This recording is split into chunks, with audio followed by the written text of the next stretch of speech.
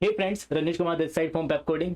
And आज की video के अंदर मैं आपको एक प्रॉब्लम सॉल्व करवा रहा हूँ जिसके अंदर डब्ल्यू लिंक लिस्ट में से मैं किसी पर्टिकुलर नोड को रिमूव करूँगा। एंड ऑफकोर्स ये पास बाय इंडेक्स नहीं होने वाला, आपको इंडेक्स नहीं मिलेगा, आपको डायरेक्टली नोड दे दूंगा मैं और बोलूँगा उस नोड को रिमूव कर दो।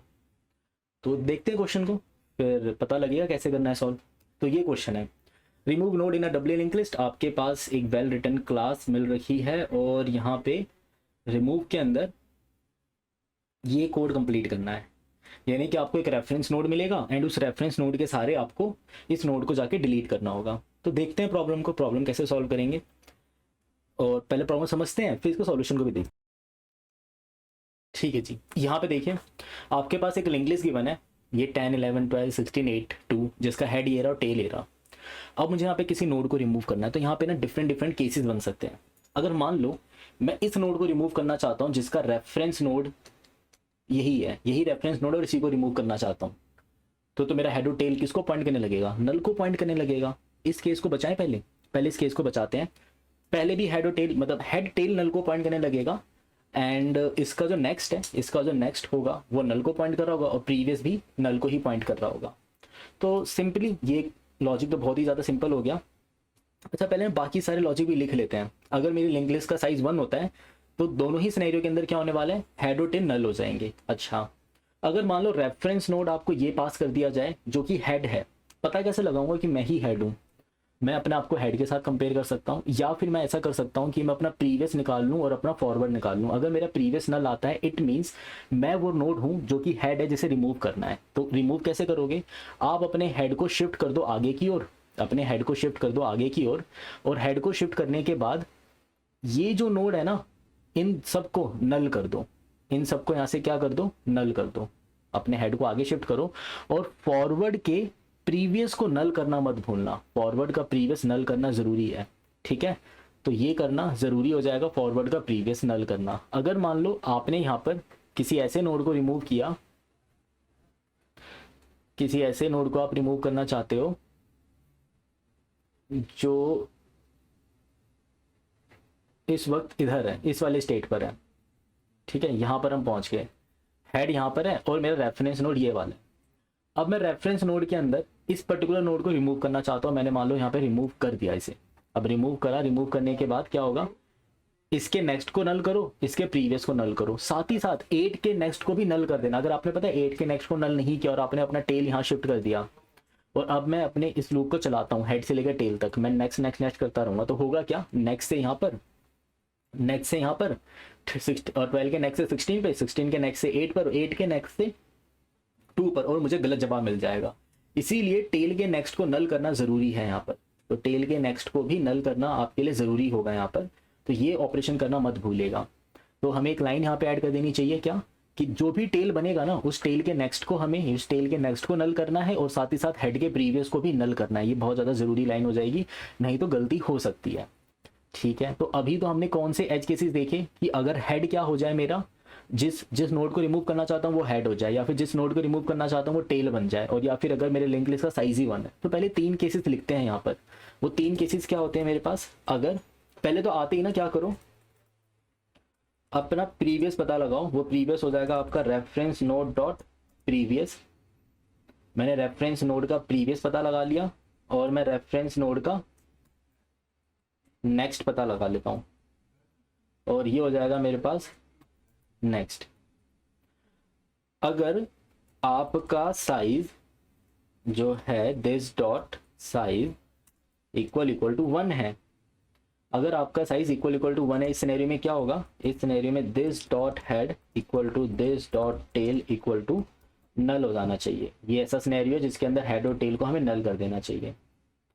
इसके अलावा अगर आपका जो प्रीवियस है वो नल हो जाता है, अगर मेरा प्रीवियस नल हो जाता है तो मुझे यहाँ पे क्या करना होगा, जैसे ही मेरा प्रीवियस नल होता है, यानी कि मेरा रेफरेंस नोड ये वाला था और ये प्रीवियस था और ये मेरा फॉरवर्ड था। अब क्योंकि मेरा प्रीवियस यहाँ पे नल है, इट मीन्स जिस नोड को मैं रिमूव करना चाहता हूँ वो हेड है, तो मुझे अपने हेड को शिफ्ट करके फॉरवर्ड पे रख लेना चाहिए।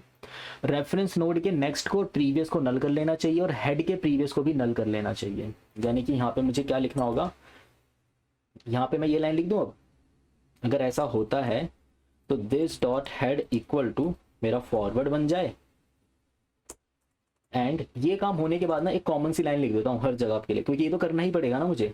रेफरेंस नोड का जो प्रीवियस है उसको नल कर दो, और जो भी मेरा रेफरेंस नोड का नेक्स्ट है उसे भी नल करना है, और साथ ही साथ जो आपका दिस डॉट हेड है उसके प्रीवियस को नल करना है, दिस डॉट हेड के प्रीवियस को नल करना है, और दिस डॉट टेल के नेक्स्ट को मुझे नल असाइन करना है। तो ये चार काम करने थे।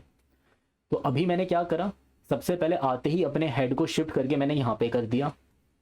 फिर मैंने रेफरेंस नोड के प्रीवियस को नल किया, उसके नेक्स्ट को नल किया, और हेड के प्रीवियस को नल करा, और टेल के नेक्स्ट को भी नल कर दिया, जो कि बेसिकली पहले से ही नल था, और ये नोड मेरा कंप्लीटली रिमूव हो गया। अच्छा, अगर मान लो आपको किसी ऐसे नोड को रिमूव करने के लिए बोला जाए जो कि यहाँ पर एग्जिस्ट करता है टेल पर, तो क्या होगा? ऑफकोर्स प्रीवियस ए बनेगा, फॉरवर्ड ए बनेगा। आपकी बात मेरा फॉरवर्ड नल आ रहा है, फॉरवर्ड नल आ रहा है, तो क्या करूं, अपने टेल को शिफ्ट करके कहाँ कर दूं, अपने टेल को शिफ्ट करके आप यहाँ पे कर दो। यानी कि अगर ऐसा सिनेरियो बनता है कि जब आपका ये जो फॉरवर्ड है ये नल के इक्वल आ जाए, तो इस सिनेरियो में क्या करना है मुझे, this dot tail equal to मुझे प्रीवियस कर देना चाहिए। अब मैंने यहाँ पे टेल को प्रीवियस बना दिया, यानी कि टेल मैंने प्रीवियस को असाइन कर दिया, और रेफरेंस नोड के नेक्स्ट को नल किया, प्रीवियस को नल किया, और टेल के नेक्स्ट को नल किया, और हेड के प्रीवियस को नल किया, जो कि बाय डिफॉल्ट ही नल था, और वो नोड भी वहां से रिमूव हो गया।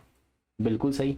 अब जरा सोचो, अगर मुझे कोई नोड रिमूव करने के लिए बोला जाएगा तो वो रिमूव नोड जीरो लेंथ का तो हो नहीं सकता, क्योंकि एक नोड तो एग्जिस्ट करेगा ही ना, तभी तो कॉल लगाया गया था। ठीक है, जीरो नोड तो नहीं हो सकता। अच्छा, एक लेंथ है, मतलब कि जो मेरी लेंथ है लिंक लिस्ट की, अगर एक है तो मैंने संभाल लिया। अब जो लेंथ आने वाली है वो एक से ज़्यादा आने वाली है, मतलब 2 3 4 5 हो सकती है। 2 3 4 5 में मैंने कौन सा केस हैंडल कर लिया, अगर लिंक लिस्ट होती है मेरी ऐसी वाली, हेड ये रहा, टेल है, अगर वो रेफरेंस नोड हेड होता है तो भी मैं उसको संभाल पा रहा हूँ। रेफरेंस नोड अगर मेरा हेड बनता है तो हेड आगे शिफ्ट हो जाता है, और ये नोड मेरा परमानेंटली रिमूव हो जाता है। इसी तरीके से अगर मेरा रेफरेंस नोड टेल बनता है तो टेल मेरा आगे शिफ्ट हो जाता है, और वो नोड मेरा परमानेंटली रिमूव हो जाता है। इट मीन्स मेरा लेंथ लेस ग्रेटर देन 1 से लेकर, देखो लेंथ 1 मेरा हैंडल है, और लेंथ जो 2 आ रहा है मेरा वो भी मैंने यहाँ पर हैंडल कर रखा है।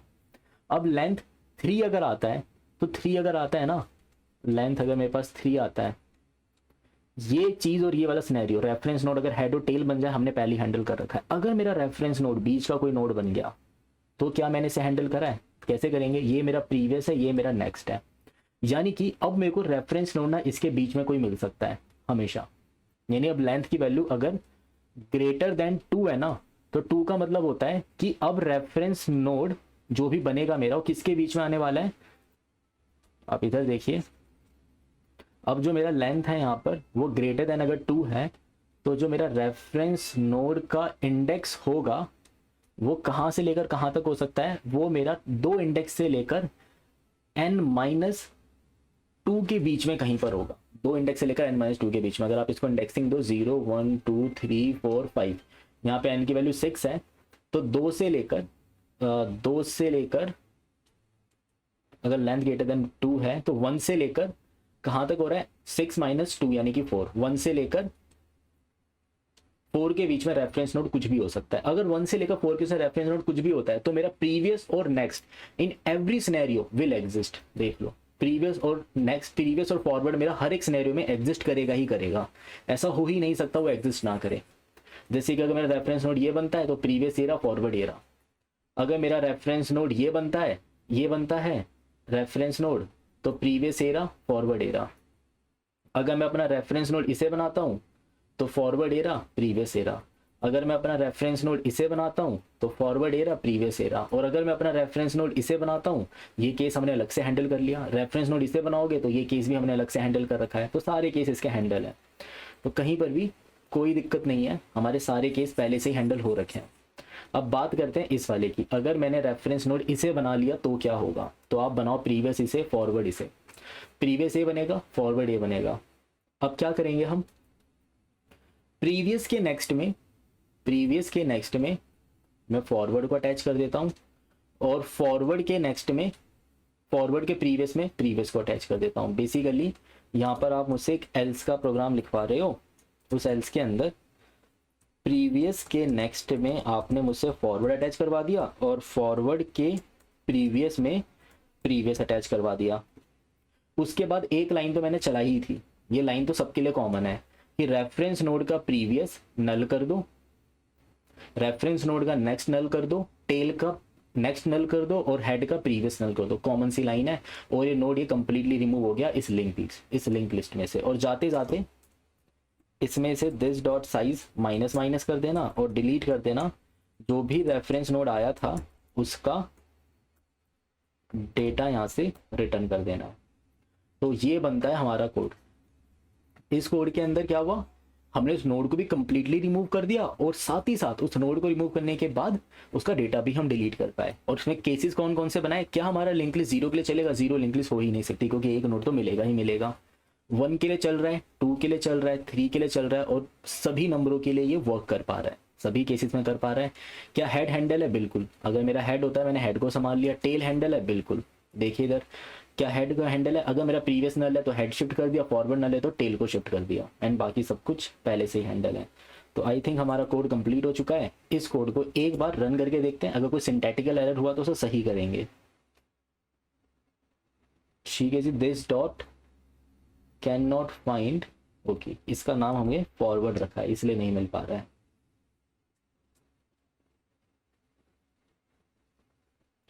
ठीक है, सबमिट हो रहा है हमारा प्रोग्राम एंड सबमिट भी कर लेते हैं। जी हमारा प्रोग्राम बिल्कुल सबमिट हो गया। तो ये था डब्ल्यू लिंक लिस्ट में से किसी नोड को रिमूव करना। बट अगर ये सिंगल लिंक लिस्ट होती तो क्या होता, सोचो जरा। अगर ये सिंगल लिंक लिस्ट होती ना तो रिमूव करना इतना आसान नहीं होता। रिमूव करने के लिए आपको अगर सिंगल लिंक लिस्ट में कुछ रिमूव करना होता तो it's a difficult task. Difficult task तो नहीं है, हाँ, बट टाइम टेकिंग टास्क है। कैसे, मुझे इस नोड को रिमूव करना है, मैं इस नोड को निकालने के लिए लूप चलाकर यहाँ तक आऊंगा, यानी एन का काम करूंगा। मैं पहले एन आइट्रेशन लगा के यहाँ पहुंचूंगा। जैसे मैं यहाँ पहुंचता हूँ उसके बाद जाके मैं इस नोड को रिमूव कर पाऊंगा। यानी कि वहां पे किसी नोड को रिमूव करना ओवन का काम है सिंगल लिंक लिस्ट के अंदर, जबकि डब्ल्यू लिंक लिस्ट में किसी नोड को रिमूव करना O1 का काम है। ये चीज हम LRU कैशे में यूज करेंगे। इस पर्टिकुलर फंक्शन को हम LRU कैशे में यूज करने वाले हैं, जो कि मैं आगे पढ़ाऊंगा। ठीक है जी, तो ये था डब्ल्यू लिंक लिस्ट। अगर आपको ये वीडियो अच्छा लगा हो तो वीडियो को लाइक करना मत भूलिएगा। चैनल पे पहली बार आए हो तो चैनल को सब्सक्राइब किए बिना मत जाना और साथ ही साथ बेल आइकन को प्रेस कर दो ताकि आपको आने वाली सभी वीडियो की नोटिफिकेशंस मिलती रहे। मिलते हैं नेक्स्ट वीडियो।